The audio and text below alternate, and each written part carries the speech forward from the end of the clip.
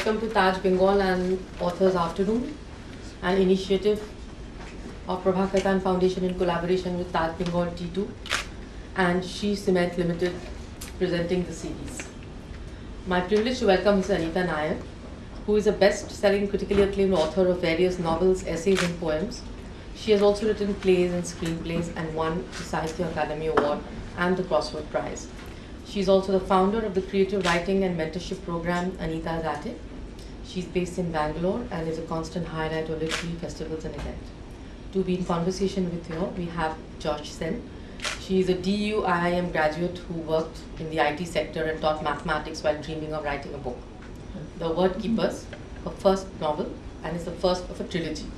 Other than this, she has written odd articles for newspapers and magazines, and we all know her in this city for a while. To take this session forward, I would welcome both of you to please come. Anita, what drives you to write in so many varied genres? Good afternoon, and I'm very pleased to be here this afternoon, and thank you for inviting me. Josh, I think perhaps one of the reasons why I dabble in so many genres is that I wouldn't say dabble, it is not dabbling, it's really kind of drowning in it really more than anything else. Is because I think I am interested in many things. And I don't think that literary fiction alone, which is where I began, is going to be able to kind of hold and contain all the subjects that I want to write about. And I also realized that when I chose to become a full-time writer, I used to work in advertising, and I need constant stimulation. I realized that if I was going to be a full-time writer, I would become jaded in the way I wrote and how I wrote, and secondly that I would be bored. So I think in some ways the reason that I write in different forms and in different genres is because I need to be excited about my own writing. So that's where it begins, really. So do you have a favorite genre, or do you alternate? Is there a logic or a pattern that you've identified? Not really. I just think that, once I have arrived at a subject that I want to write about, I look at it and I ask myself, where would this belong best? Would this belong in the realm of literary fiction? Would this belong in the realm of historical fiction? Or would this belong in the world of crime fiction? And then I just choose to use that form and write it. So as a process, people talk often of their writing process or their creative process or the way they think through things, and there are lots of people who just simply look at you and say, I just I wing it, I start, and that's about it. I've been known to say that a couple of times, but how is it that you work? What is your work style like as a writer? I think, I don't know, probably I have a bit of masochism in me, whatever, that I tend to make things difficult for myself. So before I can actually start writing, I need to research it extensively.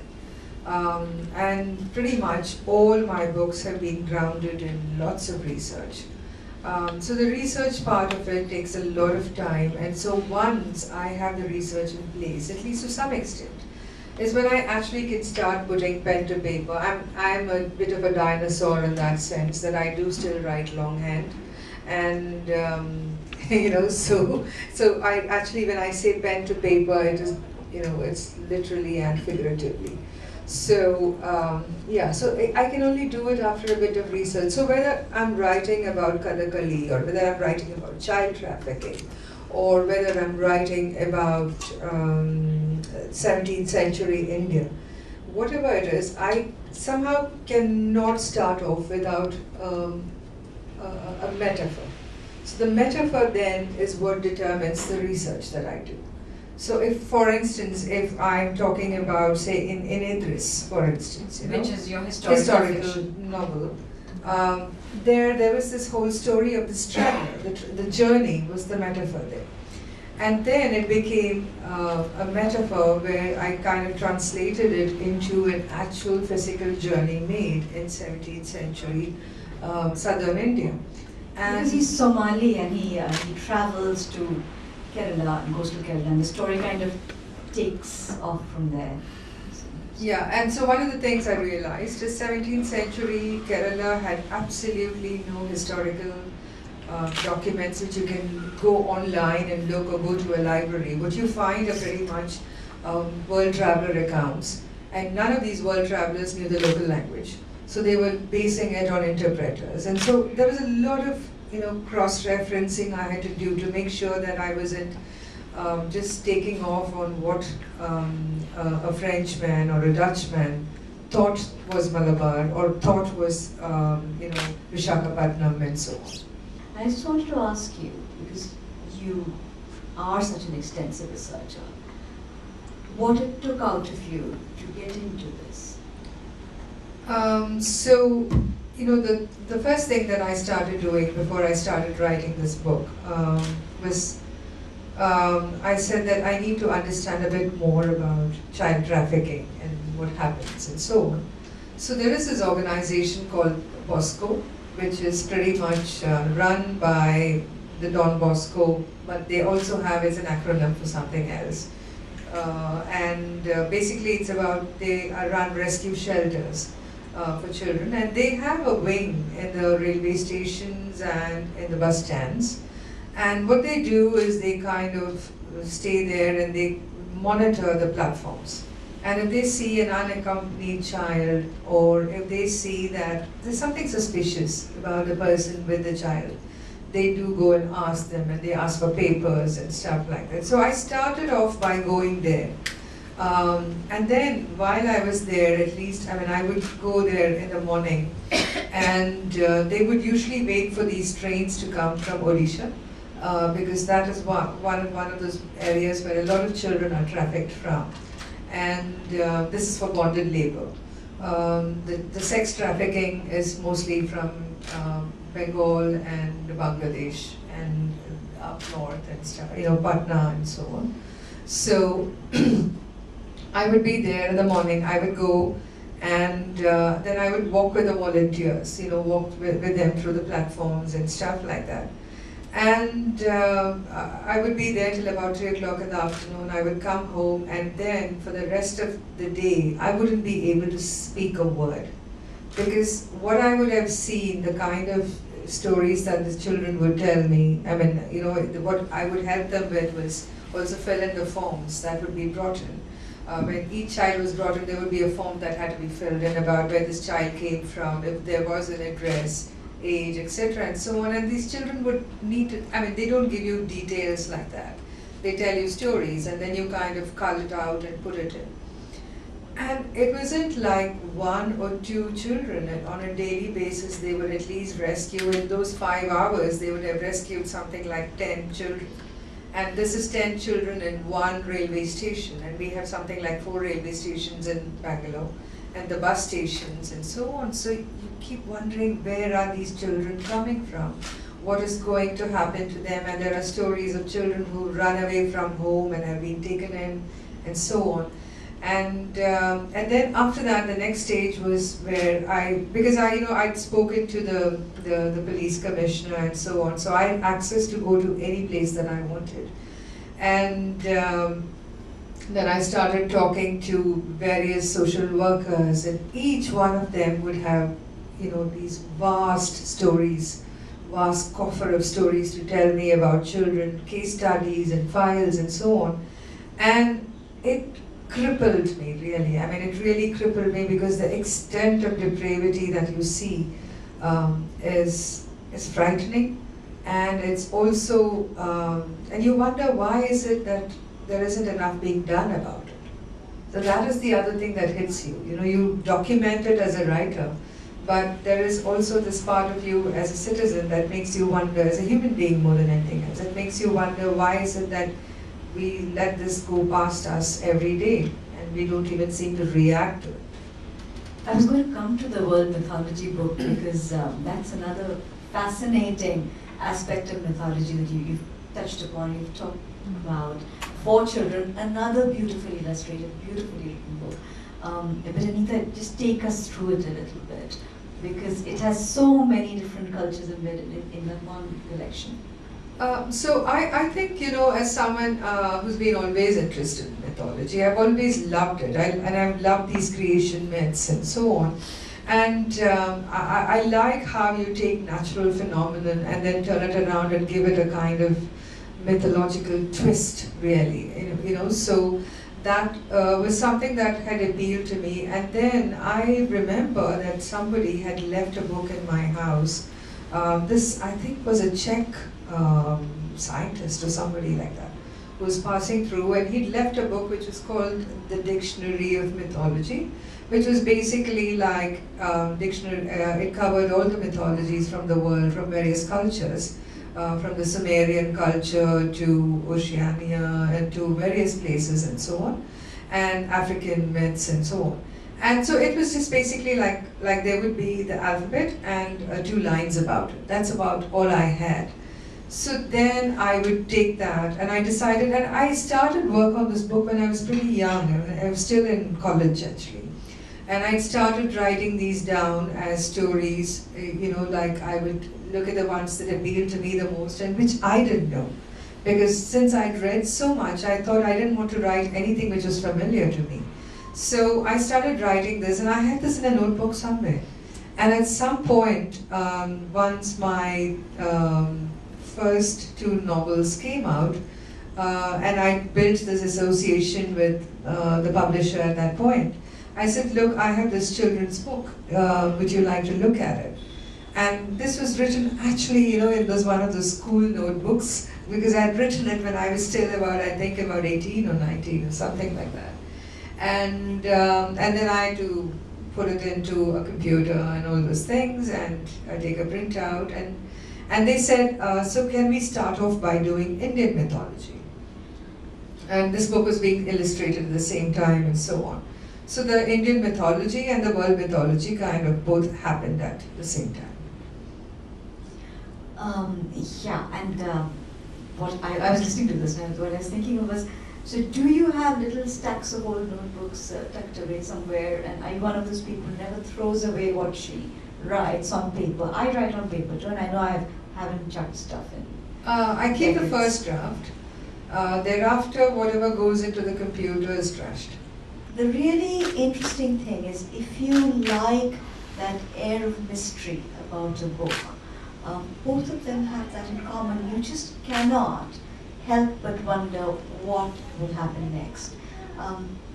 I saw that as a pattern. Is that a conscious pattern in your writing, or is that just, did it just happen? No, I think that's the way I write. It's with everything, whether even if it's children's fiction. It's constantly, there's something has to happen all the time, you know. I mean, one of the things that is funny is that when I write, I actually hold my breath. You know, I don't know why I do it. And then at some point I realize that there's this huge weight in my chest, and I realize that I've not been breathing. You know, so I think that kind of lends itself to the way I write, kind of thing. So, ladies and gentlemen, it's 5 p.m. now. We've kind of talked for about an hour. Are there any questions that you would like to ask Anita?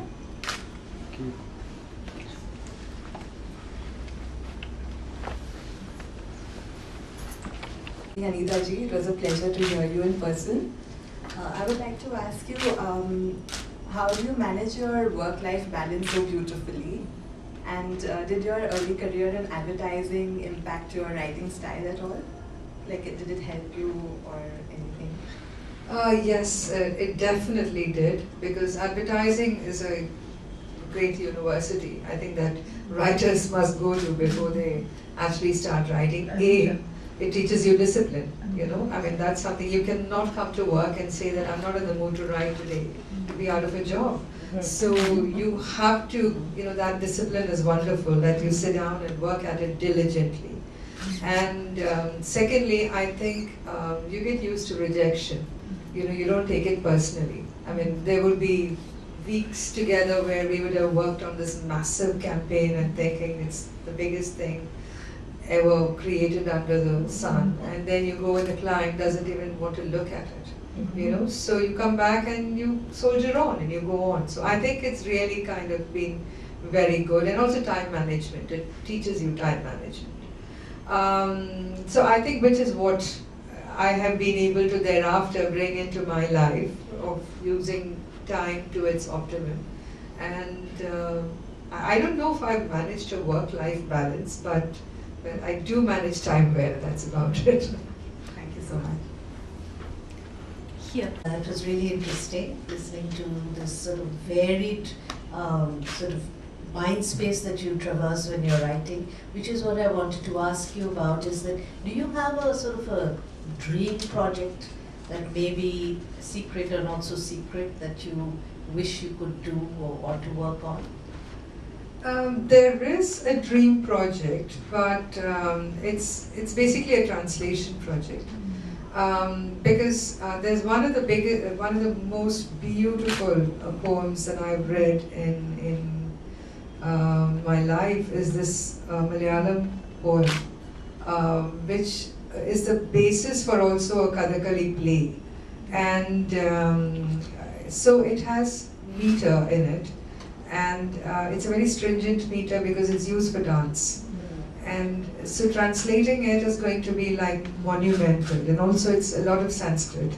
And that's the thing that I really would want to do in my life, you know, to be, because it's a fabulous piece of writing. The philosophy in it is, excuse me, is absolutely marvelous. And it's like, say, like reading the Iliad or the Odyssey and stuff like that, you know, the vastness of it. And it's a story of Nala, basically. So it's called Nala Charitam. And the entire story is I mean, the meter is what is defeating me more than anything else. I keep reading it and thinking, where do I begin? So that is my dream project. This is Nala Damayanti. It's that myth. As you said, you like making things difficult. Hello Anita ji, it's such a pleasure to hear you. So I'm very fascinated by mystery genre myself. I really am an avid reader of all kinds of mystery fiction. So I would really like to read Bure Gowda's books. So do you see Bure Gowda translated on movie, and who would you like to be played by? And also tell us about your favorite author as you grew up. Whom did you like to read? Yeah, there are constant filmmakers who would come saying they want to, you know, do some work with Bure Gowda, the series and stuff like that. But nothing has come to fruition until now. I mean, it's all, typically with the film industry, people come and there's all this talk and then you never see them again after that. I don't know, I mean, in my mind, there is this actor from the south called Prakash Raj. Yeah. So he comes in a lot of films, and Prakash is like somebody I would see as the ideal Bure Gowda. There's something about him that just kind of is Prakash, you know. And I've told this to Prakash himself. And And what does he say? So he was one of those guys also who came to want to make a film and then never turned up again. So, but I think he's now heavily into politics and stuff like that, you know, so his films are lesser. When I was growing up, I never read crime. In fact, I didn't read crime at all till I finished writing the first Gowda book, and only then did I start reading crime. And now, of course, I read it extensively. But I have this horrible habit of, the moment I start reading a book and I get a little invested in it, I need to know how it ends. So I immediately go to the last few pages and read it. Now, that would completely destroy all crime writing for me. So which is why consciously in all my crime books, I always sneak in the ending like a few pages before it. So there is someone like me, they don't get kind of rattled by it. So I read a lot of fiction. I read a lot of biographies. I read anything I could lay my hands on. I was not a choosy reader. On the one hand, I would be reading the time when I was growing up, you know, the writers whose books I could find in libraries were names like James Hadley Chase and Sidney Sheldon and Harold Robbins and Earl Stanley Gardner and Louis Lamont and all those people. So I read all of that. And on the other hand, I was also reading things that I could find in the British Library in Chennai. So which was literary fiction. I could find a lot of literary fiction there.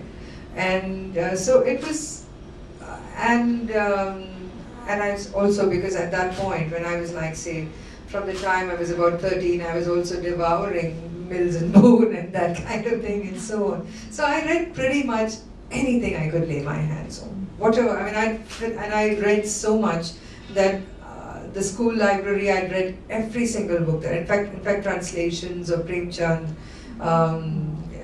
Godan and so on, all that was there in English. There was Kamala Markandeya, there was R.K. Narayan, there was a writer called Sashti Brata. Sashti Brata Chattopadhyay. Yeah, so there was him, there was... detective stories for kids, if I'm not mistaken. No. He had these kind of, a little slightly, there was a bit of kind of eroticism in it and stuff like that. I'm thinking of Sashti Brata Chattopadhyay who wrote. And so, anything. So, I would think that, so when people ask me what is my favorite, who's my favorite author, I tell them I don't have a favorite author because I've read so much. It's difficult for me to say that. But I do believe that every single book that I have read in my life has had some kind of an influence on me, one way or the other. And even if it was, until very recently, even if it was a terrible book, I would just read it through. But now I don't do that anymore. I just abandon it. As Ms. Sen has mentioned that your genre of writing is various children writing, fictions kind of. So it's, and I was myself in the travel writing section that I discussed with you. So if you want to know as one genre writer, like what is your priority? Crime writing, children writing, travel writing? Secondly, because you're talking about the crime writers fiction, what do you think, because you said you read the Hindi Premchand translated to English. In this country where we have authors like Surendra Mohan Pathak, who has wrote more than 300 crime writers fictions, and if you compare with the crime writers fictions throughout the world, like Scotland has this whole crime writer festival and this thing. In India, we started in Delhi, but it's just run for 2 years. So if you say that, okay, you want to be in crime writers sections and this inspector character of yours will be in the series, what do you think in that respect in India? Thank you.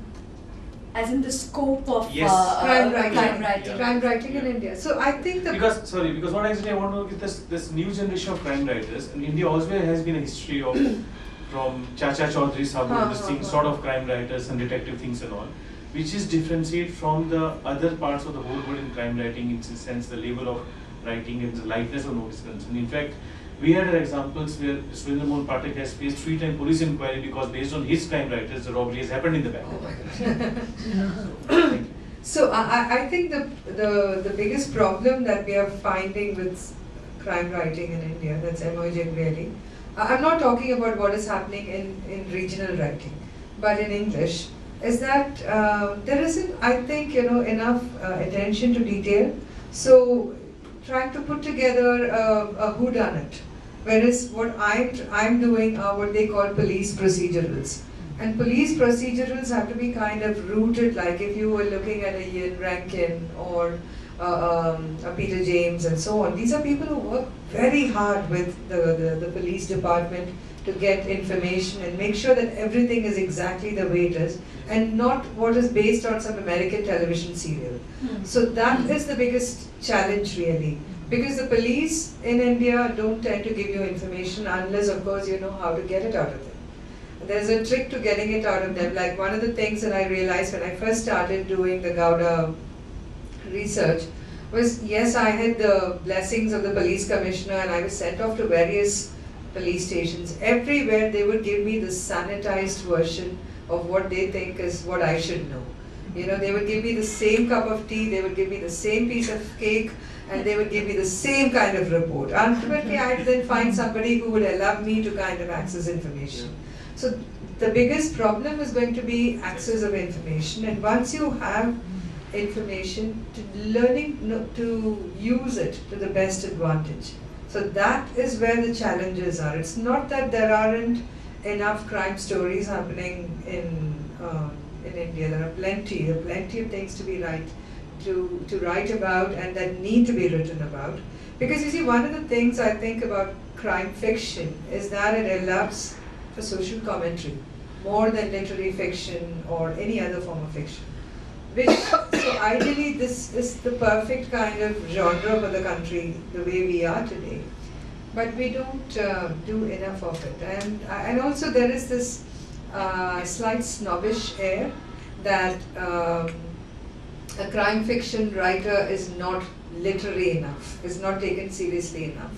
So again, people hesitate writing crime because they want to be seen as this very intellectual writer.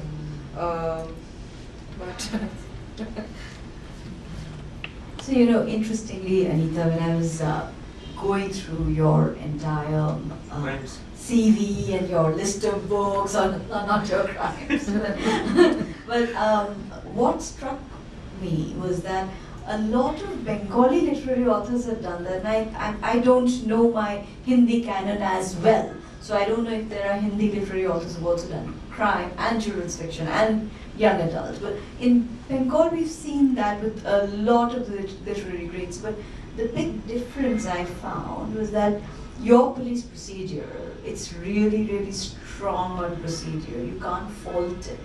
And as a crime book nut, and I think I've pretty much read everything that's out there in Bangla, including pulp, and now I'm working my way through English. I just felt that that is something, when I go through a lot of Bengali classical writers writing crime, I don't see that kind of wonderful rigor. I mean, in that sense, it's a very, very Western crime story that you've written. It's completely accurate. Yeah, I mean, there was no way I could have written it otherwise. You know, I mean, that's the only way I know how to write it. I mean, like I said, you know, I do make things difficult for myself. So everything that that is written about, pretty much, is based on what I have seen or experienced to some extent. You know, so right down to when in the first book, Cut Like Moon, I have a description of a post-mortem. So I tried and organized for me to go to a post-mortem and so on, and then much later I discovered that apparently I'd committed a crime. So I do have a list of crimes. So you know, you're not supposed to, apparently, unless you're a police person or you're from the medical fraternity. Right. So I think I'll stick to fantasy. Yes. Not get caught by the cops. Anita, it was wonderful to have you, simply because I don't think I have ever enjoyed a conversation as much, and so many that I've done. And I don't think I've come across such a wonderfully engaged audience. Thank you for your lovely questions. We don't get them often enough. I just loved this discussion this afternoon. Thank you so much, Anita. May I just request Ms. Varga to give a token of appreciation? so much. Thank you. It's so lovely. Thank you. Enjoyed as much as we did, so thank you for being here on Saturday afternoon. Thank you.